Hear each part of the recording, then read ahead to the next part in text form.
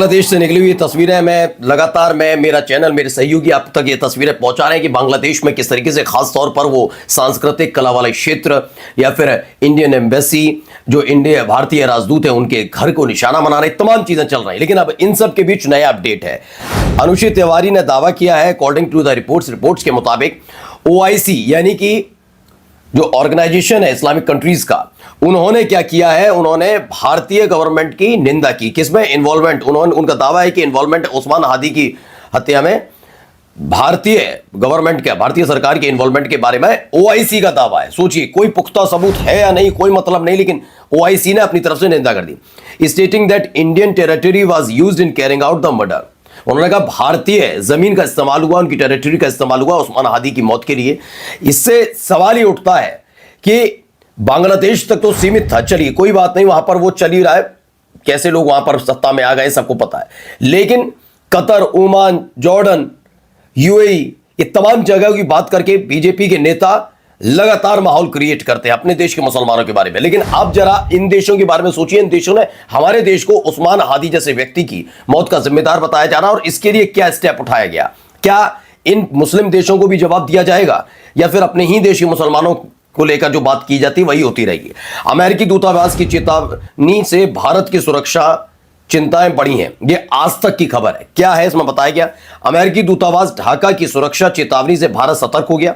युवा नेता शरीफ, उस्मान हादी की मौत के बाद बांग्लादेश में बड़े प्रदर्शन की आशंका है जो हिंसक हो सकते हैं। अस्सलाम वालेकुम दोस्तों, भारत ने वो काम कर दिया है जो काम कभी भी कोई समझदार मुल्क ना करता। उसने एक बहुत बड़े लीडर का कत्ल कर दिया है बांग्लादेश में, और दोस्तों उसके बाद तो भारत की ये समझिए शामत आ गई है, और वहां पर जो हिंदू बस रहे हैं उन्हें कोई भी कुछ नहीं कर रहा। अलबत्ता वो हिंदू वही है जिन्होंने 1971 में बहुत बड़ा प्रोपोगंडा करके पाकिस्तान को 2 हिस्सों में तोड़ डाला था। लेकिन दोस्तों वो बिल्कुल सेफ है, और जो मारे जा रहे हैं वो दहशतगर्द है, दहशतगर्द हिंदू जो इंडिया पाले हुए हैं, और वो उन्हें बंगाली अवाम पकड़ पकड़ कर ठिकाने लगा रही है। बंगाली अवाम दोस्तों बहुत ही ज्यादा जबरदस्त किस्म के ये लोग हैं, ये बहादुर लोग हैं, मौत से डरते नहीं है। पाकिस्तान बनाने में सबसे ज्यादा इनका किरदार है। आपने नवाब सलीमुल्लाह खान, नवाब वकार और मुल्क का नाम सुना होगा। ये वही हस्तियां हैं, सारी की सारी बंगाल से तहरीकें चलती थी और पाकिस्तान को इन्होंने ही बनाया था। जबकि कायद-ए-आज़म कहते थे कि आप इस तरह करें कि मशरकी और मगरबी 2 पाकिस्तान बना लें, लेकिन बंगाल के अवाम ने कहा नहीं, हम एक ही बनाएं, क्योंकि कायद-ए-आज़म को दिख रहा था कि ये दरमियान में जो भारत है ये कभी भी इन दोनों का रास्ता काटेगा और दोनों को 2 हिस्सों में तकसीम कर देगा। इतना बड़ा विजन था। लेकिन आज देखें तो वो अब भारतीय मीडिया उसे बांग्लादेश नहीं कह रहा बल्कि ईस्ट पाकिस्तान कह रहा है, क्योंकि वो ईस्ट पाकिस्तान वैसा ही दोस्तों बिहेव कर रहा है जैसा कि उसे करना चाहिए। और अब भारत की ठुकाई शुरू होगी। यहाँ तक देखें पूरा का पूरा भारतीय जितनी भी सरहद है दोस्तों पूरी की पूरी अवाम से भर की है। वो कहते हैं कि अगर आर्मी हमला नहीं कर रही भारत पर तो हम अवाम ही जाकर भारतीयों को ठोक कर आते हैं। चटगांव में भारतीय उच्चायोग पर पत्थरबाजी हुई।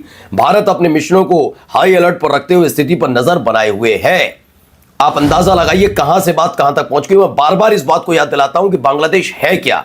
ये वही बांग्लादेश है जो जिसे एक वक्त में पूर्वी पाकिस्तान कहा जाता था, जहां पर पश्चिमी पाकिस्तान के राजनेता, उनकी इशारे पर वहां की सेना, जिसके बाद हमारे देश की सरकार और हमारे देश की मजबूत सेना ने पूर्वी पाकिस्तान को आजाद कराया था और बांग्लादेश का निर्माण हुआ। आज वही बांग्लादेश हमें आंखें दिखा रहा है। उस किसके इशारे पर समझाने की जरूरत नहीं है। सोचना पड़ेगा अपने देश में और किसी भी देश में अल्पसंख्यकों के साथ किस तरह का बर्ताव होता है, इसे लेकर पूरी दुनिया के नागरिकों को सतर्क रहना चाहिए और बोलना चाहिए। छात्र नेता उस्मान हादी की हत्या से गुस्साई भीड़ ने दीपू चंद्र दास की हत्या कर दी और उस पर ईश निंदा के आरोप लगा दिए। इसे लेकर भारत में प्रतिक्रिया है, लेकिन इस प्रतिक्रिया में भारत में हिंदू बनाम मुसलमान की डिबेट नहीं होनी चाहिए। अक्सर होने लग जाती है।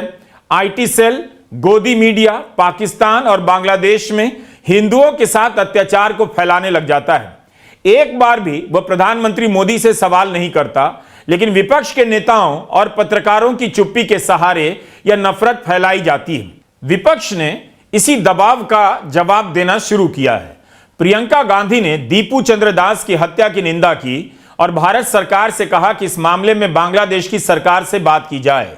अपने ट्वीट में प्रियंका गांधी ने हिंदू युवक दीपू चंद्र दास लिखा है। यह भी लिखा है कि भारत सरकार को पड़ोसी देश में हिंदू, ईसाई और बौद्ध अल्पसंख्यकों के खिलाफ बढ़ती हुई हिंसा का संज्ञान लेना चाहिए और बांग्लादेश सरकार के समक्ष उनकी सुरक्षा का मुद्दा मजबूती से उठाना चाहिए। बीजेपी बंगाल के ट्विटर हैंडल पर इस घटना की निंदा करते हुए ममता बनर्जी पर निशाना साध रही है। जिस हिंसा के दम पर शेख हसीना को हटाया गया, उसे हटाने वाले भी उस हिंसा की चपेट में आ रहे हैं। पता चल रहा है कि मोहम्मद यूनुस से बांग्लादेश नहीं संभल रहा।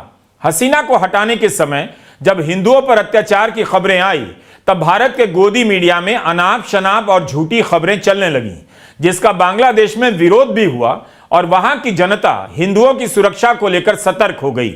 ऐसी खबरें भी आईं और वीडियो भी कि मुस्लिम छात्र हिंदू घरों की सुरक्षा कर रहे हैं। सांप्रदायिकता की रसोई में लकड़ी हमेशा दूसरे के घर से लाई जाती है।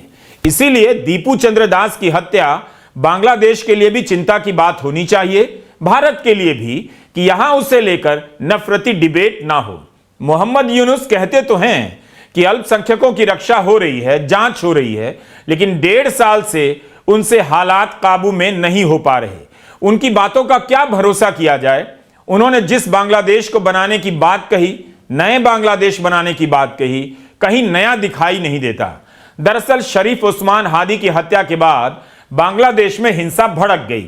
हादी उभरते हुए छात्र नेता बताए जा रहे थे। उनकी एक पार्टी है इनकलाब मोंचो यानी मंच, उसकी तरफ से निर्दलीय उम्मीदवार के तौर पर 32 साल के हादी खड़े होने वाले थे।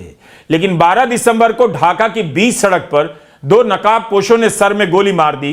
हत्या से पहले उन्होंने कहा था उन्हें जान से मारने की धमकी दी जा रही है। हादी लोकतांत्रिक प्रक्रियाओं की वकालत करते थे और चुनाव के पक्ष में थे। बांग्लादेश की सरकार इस घटना के असर को समझ रही होगी, इसीलिए पहले उनका इलाज ढाका मेडिकल कॉलेज में किया गया, मगर सुधार नहीं होने के बाद सिंगापुर भेज दिया गया, जहां के जनरल अस्पताल में उन्हें लाइफ सपोर्ट पर शिफ्ट किया गया। 1 हफ्ते तक इलाज चला, लेकिन ब्रेन स्टेम डैमेज के कारण हादी को बचाया नहीं जा सका। बांग्लादेश के सोशल मीडिया में अफवाहें उड़ाई जा रही हैं कि हादी के हत्यारे भारत आ गए। जिस दौरान हादी का इलाज हो रहा था, अन्य छात्र संगठनों ने ढाका और देश के अन्य शहरों में प्रदर्शन शुरू कर दिए। नेशनल सिटीजन पार्टी के नेताओं ने घोषणा कर दी, अगर भारत ने बांग्लादेश में अस्थिरता फैलाने की कोशिश की तो बांग्लादेश पूर्वोत्तर के इलाकों पर कब्जा कर लेगा। हिंदू की पत्रकार सुहासिनी हैदर का कहना है, आमतौर पर ऐसे बयान खोखले नारों के रूप में देखे जाते हैं, मगर जो हालात बने हुए हैं उनके मद्देनजर दिल्ली ने इन बयानों को गंभीरता से लिया है। 17 दिसंबर को हादी की हत्या के खिलाफ जो प्रदर्शन हुए ढाका में, चित्तगोंग में और राजशाही में, भारतीय मिशन पर भीड़ द्वारा हमले की घटना सामने आई है। इन घटनाओं के बाद दिल्ली में भारतीय विदेश मंत्रालय ने बांग्लादेश के उच्चायुक्त को बुलाकर अपना विरोध प्रकट किया। हादी की मौत में भारत की भूमिका को लेकर जो फेक प्रोपेगेंडा चलाया जा रहा है बांग्लादेश में, उसकी भारत ने निंदा की। भारत ने अपनी तरफ से बांग्लादेश में चल रही अफवाहों को खारिज किया, कहा कि वह चाहता है कि बांग्लादेश में शांतिपूर्ण और समावेशी चुनाव हो।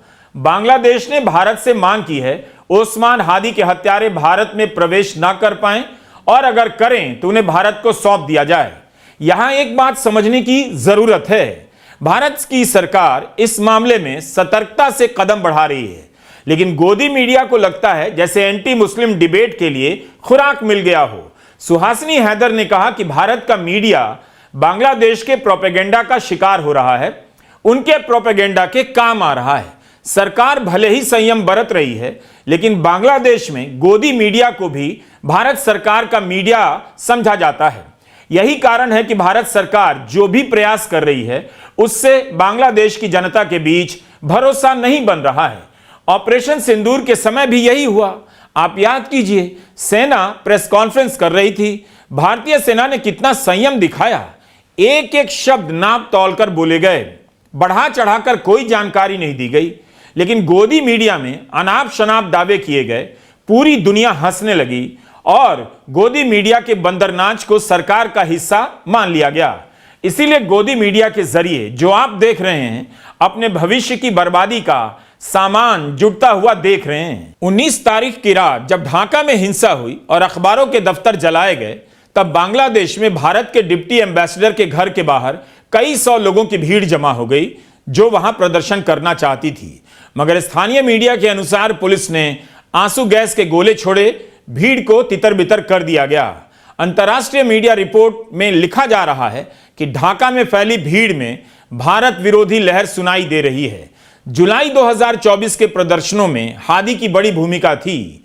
हादी भारत विरोधी रहे हैं। शेख हसीना को संरक्षण दिए जाने को लेकर बांग्लादेश में भारत के प्रति नाराजगी है। शेख हसीना के दौर में तानाशाही हुई है, विपक्षी आवाजों को कुचला गया, यह भी एक सच है।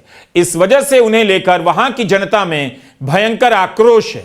लेकिन इस सच का यह जवाब नहीं हो सकता कि अब जो बांग्लादेश में विरोध हो रहा है, विरोध की भाषा में जो कहा जा रहा है, जो पत्रकार सवाल कर रहे हैं, उन्हें कुचला जा रहा है, जेल में डाला जा रहा है, यातनाएं दी जा रही हैं, इससे नई व्यवस्था नहीं बन रही है। पत्रकारों पर तरह तरह के मुकदमे थोपे जाने की खबरें आई हैं। हादी की हत्या के बाद बांग्लादेश हिंसा की चपेट में है। जुलाई 2024 में इसी तरह की एक भीड़ ने लूटपाट और आगजनी की। शेख हसीना की पुलिस ने प्रदर्शनकारियों पर गोलियां चला दी।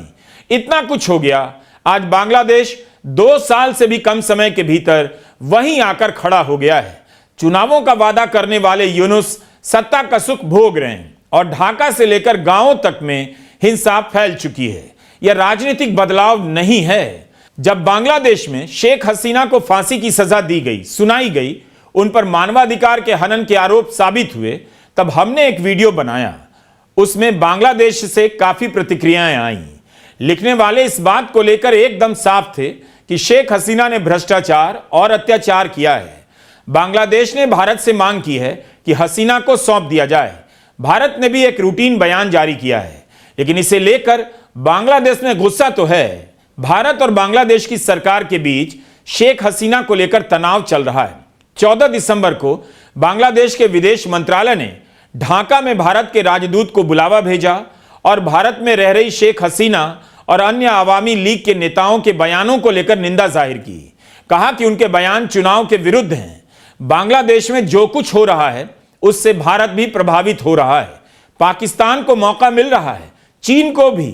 बांग्लादेश और पाकिस्तान के सैनिक अधिकारियों के बीच वीजा फ्री का समझौता हुआ है। हो सकता है भारत के विरोध में इस तरह से आंधी खड़ी की जा रही हो ताकि 1971 का शानदार इतिहास पलट दिया जाए। इस समय सबसे बड़ा रोल सही सूचनाओं का होता है। उसका ढांचा पूरे उपमहाद्वीप में खत्म कर दिया गया है और संदिग्ध हो गया है। मीडिया ने जिस तरह से सत्ता के साथ दोस्ती की, गुलामी की, उसने आने वाले समय के लिए भी सूचनाओं की विश्वसनीयता हमेशा के लिए समाप्त कर दी है। ढाका में 2 बड़े अखबारों के दफ्तर जला दिए गए, खाक कर दिए गए। 19 दिसंबर को प्रथम आलो और डेली स्टार अखबार के दफ्तरों में भीड़ घुस गई, तोड़फोड़ शुरू कर दी। प्रथम आलो के दफ्तर में दिल्ली या ढाका के नारे लगाए गए। हादी के समर्थकों में कुछ लोगों का मानना है कि प्रथम आलो और daily star pro India stand रखते हैं और शेख हसीना के समर्थक हैं। देर रात 11 बजे कई 100 लोग प्रथम आलो के दफ्तर में घुसे रहे। इमारत के कई फ्लोर में तोड़फोड़ की। 150 कंप्यूटर, कैश के लूटे जाने की खबरें भी आईं। आग लगा दी गई।